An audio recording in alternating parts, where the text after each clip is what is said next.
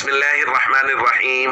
عن ابي هريرة رضي الله تعالى عنه قال قال رسول الله صلى الله تعالى عليه وسلم ان اول ما يحاسب به العبد يوم القيامة من عمله صلاته فان صلحت فقد افلح وانجح وان فسدت فقد خاب وخسر. رواہ الترمذی۔ نبی کریم صلی اللہ علیہ وسلم نے ارشاد فرمایا، قیامت کے روز بندے سے سب سے پہلے اس کی نماز کے متعلق حساب ہوگا۔ اگر وہ پوری اور ٹھیک نکل آئی تو یہ کامیاب ہو جائے گا، اور اگر نماز خراب اور کم نکلی تو یہ ناکام و نامراد رہے گا۔ دوستو، قیامت میں سب سے پہلے اعمال میں سے نماز کا حساب ہوگا۔ نبی پاک صلی اللہ علیہ وسلم نے ایک روایت میں فرمایا، ان صلحت صلح سائر اعمالی، نماز پوری ہو گئی تو اللہ باقی سب اعمال اپنی رحمت سے پورا فرما دیں گے۔ لیکن فرمایا وَإِن فَسَدَتْ فَسَدَ سَائِرُ اعمالی، اگر نماز کم پڑ گئی تو سارے ہی عمل کم پڑ جائیں گے۔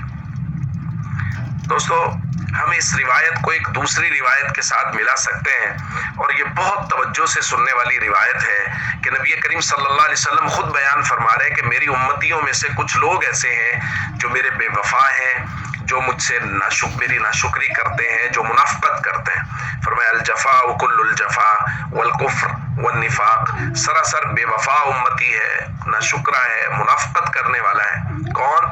من سمع منادی اللہ ینادی بالصلاۃ، جو شخص مؤذن کی اذان کی آواز تو سنے ولا یجیب، لیکن وہ نماز پڑھنے کے لیے مسجد میں نہ آئے۔ حضور فرما رہے ہیں یہ بے وفا ہے، یہ ناشکرا ہے، یہ منافقت کرنے والا ہے۔ اب قیامت میں چونکہ سب سے پہلے نماز کا حساب ہونا ہے، اگر نماز پوری ہو گئی تو پھر ہم نے یہ پڑھ لیا کہ حضور فرما رہے ہیں کہ بے وفا وہ ہے جو نماز نہیں پڑھتا، تو ظاہر ہے جو نماز پڑھتا ہے وہ با وفا ہے۔ تو اللہ فرمائیں گے تم میرے نبی کے با وفا ہو، تم نمازیں پوری لے کے آئے ہو، باقی اعمال میں کمزوری بھی ہے تو اللہ اپنی رحمت سے معاف فرما دیں گے۔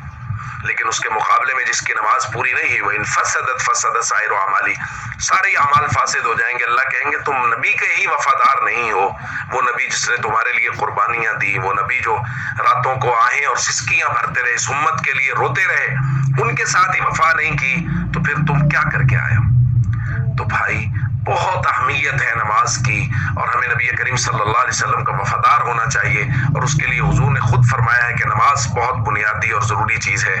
اس لیے نمازوں کی پابندی کریں، اپنی نمازوں کی بھی فکر کریں، اور ارد گرد رہنے والے لوگوں کو بھی نماز کی دعوت دیں۔ السلام علیکم ورحمۃ اللہ وبرکاتہ۔